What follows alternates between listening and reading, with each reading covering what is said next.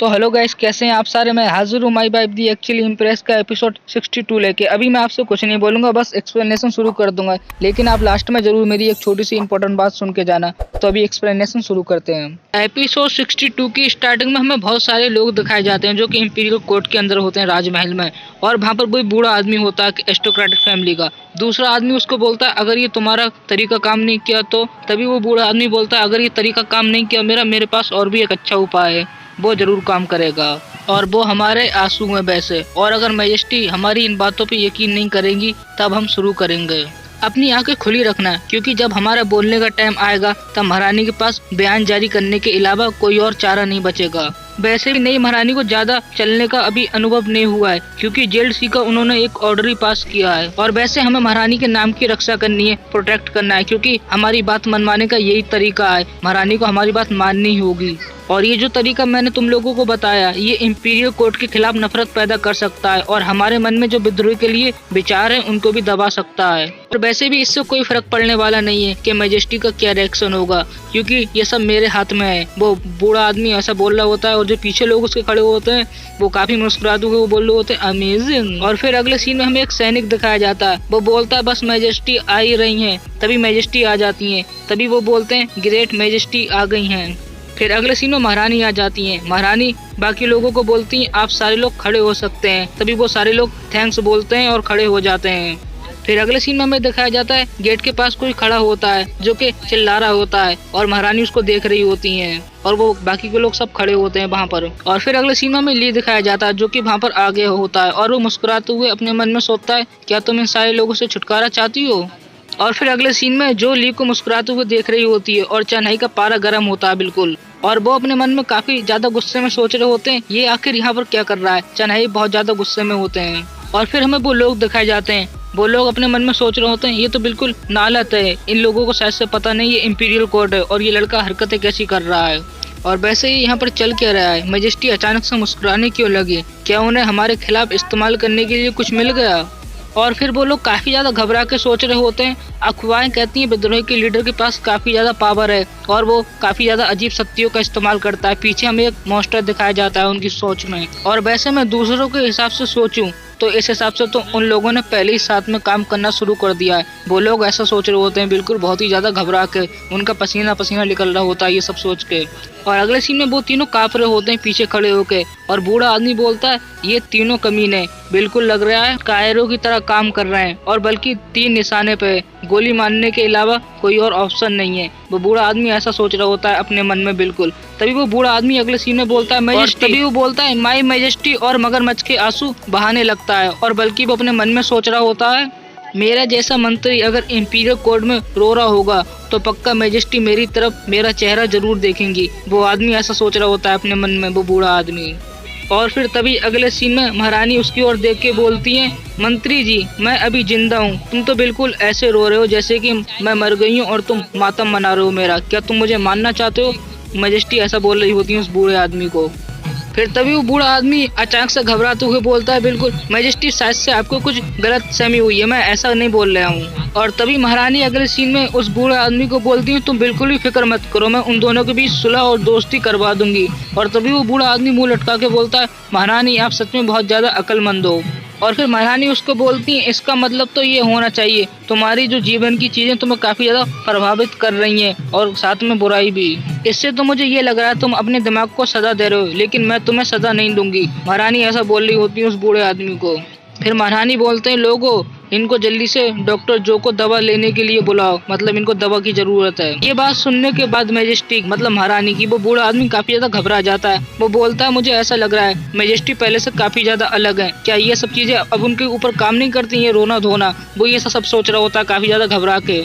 फिर अगले सीन में हमें ली दिखाया जाता है जो कि एक जगह पे खड़ा होता है। वो बोलता है जैसा कि मैंने अपनी वाइफ से सोचा था, उसने सब काफी अच्छे तरीके से संभाल लिया। फिर अगले सीन में हमें दिखाया जाता है महारानी के कहने पे वो सैनिक उसे दवा के लिए ले जा रहे होते हैं बूढ़े आदमी को। वो बूढ़ा आदमी चिल्लाते हुए बोलता है महारानी मेरे परिवार का जो भविष्य है ना वो तुम्हारे द्वारा खराब नहीं किया जा सकता। वो ऐसा बोल रहा होता है महारानी को। फिर मैजेस्टी ये बात सुनती है। फिर वो सैनिकों को बोलती है तुम लोग अभी पीछे हट सकते हो। फिर वो उस बूढ़े आदमी को बोलती है मुझे बताओ कि मैंने तुम्हारे परिवार का भविष्य कैसे खराब कर दिया है। फिर वो बूढ़ा आदमी काफी स्ट्रिक्ट खड़ा हो जाता है, बोलता है मैजेस्टी शायद से आप ये जानती होंगी कि ये आपका पुराना मंत्री क्या कहने वाला है, वो विद्रोही का लीडर, क्योंकि वैसे उसने काफी ज्यादा अपराध किए हैं, आप उसके साथ ऐसे काम नहीं कर सकते क्योंकि मुझे लगता है कि ड्रैगन एक दिन जल जाएगा। वो ऐसा बोल रहे होते हैं महारानी को बिल्कुल काफी ज्यादा स्ट्रिक्ट होकर, मतलब काफी ज्यादा सख्त होकर गुस्से में। फिर ये बात सुनने के बाद जो वहाँ पर बाकी के लोग होते हैं वो बोलते हैं एल्डर सो बिल्कुल ठीक बोल रहा है, आपको एक और बार सोच लेना चाहिए। एल्डर सू असल में इस बूढ़े आदमी का नाम है, जो कि मैं ले नहीं रहा हूँ, उसको बूढ़ा आदमी बोल रहा हूँ, तो आप लोग कंफ्यूज मत हो जाना। फिर अगले सीन में हमें चन्हाई दिखाई जाते हैं जो कि काफी गुस्से में अपने दांत कटते हुए सोच रहे होते हैं अपने मन में, एक मंत्री इस स्थिति को लेके आगे बढ़ रहा है, लेकिन उसे ऐसा लगता है उन दोनों के बीच सिर्फ जो संबंध है वो काम करने वाले हैं और कुछ नहीं। चन्हाई ऐसा सोच रहे होते हैं अपने मन में। फिर महारानी बोलती है आपकी बातें सुन के तो ऐसा लग रहा है आप सब डरते हैं अपनी फैमिली को लेके, मतलब जो फैमिली मेरा परिवार का भविष्य खराब कर दिया जाएगा। आप लोग कितनी चिंता करते हो मेरे लिए, आप सच में काफी वफादार लोग हो, जो ऐसा बोल रही होती है उन लोगों को। फिर अगले सीन में वो बूढ़ा आदमी बिल्कुल मगरमच्छ के आंसू बहाते हुए बोलता है मैजेस्टी हम आपकी वफादारी की कसम खाते हैं, मतलब हम अपनी वफादारी की कसम खाते हैं, अगर आप उस चोर के साथ काम करोगी तो इससे आप अपने आप को आग के गड्ढे में धकेलोगी। मुझे तो अभी भी डर लगता है जब मैं पहले की बातें सोचता हूँ जो कि उस चोर ने कहा था। ये चोर ली को बोल रहा है बार बार, वही विद्रोही का लीडर है। वो आदमी सच में काफी ज्यादा खतरनाक है, उन्होंने जो परंपरा थी हमारी उनके खिलाफ यहाँ के लोगों को भड़काया, और ये हमारे पूर्वजों के हिसाब से ड्रैगन के अंदर जो लोग रहते हैं उनके लिए काफी ज्यादा बुरा है। वो आदमी ऐसा बोल रहा होता है जो को काफी ज्यादा अपना वही रोना धोना दिखाकर। फिर महारानी उस बूढ़े आदमी को बोलती है तुम्हारी बातों से तो मुझे कुछ ऐसा लग रहा है जो हमारे पूर्वजों की परंपरा है ना वो काफी ज्यादा जरूरी है ना। और फिर वो बूढ़ा आदमी गुस्से का फेस बना के बोलता है बेशक क्यों नहीं। फिर अगले सीन में महारानी मुस्कुराते हुए उस बूढ़े आदमी को बोलती है अगर हम पूर्वजों की परंपरा के हिसाब से चलें तो तुम मुझसे जिस तरीके से बात कर रहे हो ना तो तुम अब तक यहाँ पर जिंदा नहीं खड़े होते। फिर तभी वो बूढ़ा आदमी महारानी को बोलता है ये वैसे एक अलग मामला है। तभी महारानी उसको बोलती ओ मंत्री मुझे ऐसा लगता है तुम परंपराओं को बहुत अच्छे तरीके से जानते हो उनके बारे में, तो पहले तुम मुझे ये बताओ इन दोनों मामलों में अंतर क्या है। महारानी की ये बात सुनने के बाद वो बूढ़ा आदमी काफी ज्यादा घबरा जाता है और काफी ज्यादा गुस्से में भी होता है, और बल्कि वो अपने मन में सोच रहा होता है सब बेकार हो गया, मुझे ऐसा लग रहा है उसकी नाक के नीचे से मुझे चार्ज लेना होगा। वो बूढ़ा आदमी ऐसा कुछ सोच रहा होता है अपने मन में। फिर अगले सीन में वो बूढ़ा आदमी अपना ड्रामा चालू करता है। वो बोलता है महारानी आप अपना फैसला एक और बार सोच लें उसके बारे में, एक तेंदुआ कभी भी अपनी जगह नहीं छोड़ता है। मैं आपसे ये कहना चाहूँगा आप इस आदमी को राजधानी से भगा दें। वो आदमी ऐसा बोल रहा होता है महारानी को, बिल्कुल आंसू बहाते हुए मगरमच्छ वाले, और अजीब सी शक्ल बनाया हुआ होता है। और फिर हमें दिखाया जाता है जो कि बाकी के लोग वहाँ पर होते हैं वो घुटनों के फल लेट जाते हैं और वो बोलते हैं महारानी आप उसको यहाँ से बाहर निकाल दें कृपया करके। फिर वो बूढ़ा आदमी हमें दिखाया जाता है जिसने ये सब कारस्तानी करी होती है। वो बोलता है चलो अभी मैं देखता हूँ तुम क्या करती हो, क्योंकि मैं ये सारी तैयारी पहले से करके आया था तुम्हारे लिए। अभी देखता हूँ मैं ये बात जब लोगों में फैलती है, बाकी जनता में फैलती है, तब उन सारे लोगों को तुम कैसे करके समझाओगी। वो आदमी ऐसा कुछ सोच रहा होता है अपने मन में। फिर अगले सीन में महारानी ये सब देखकर अजीब सा मुंह बना लेती हैं और वो सोच रही होती हैं अपने मन में ये काफ़ी ज़्यादा परेशानी वाली बात है, क्योंकि मैं पहले से ही अपनी लिमिट पे आ गई हूँ। मतलब जो कुछ उनके लिए था बोलने के लिए उन्होंने वो सब बोल दिया, अब आगे कुछ नहीं बचा है। उनके कहने का मतलब ये है।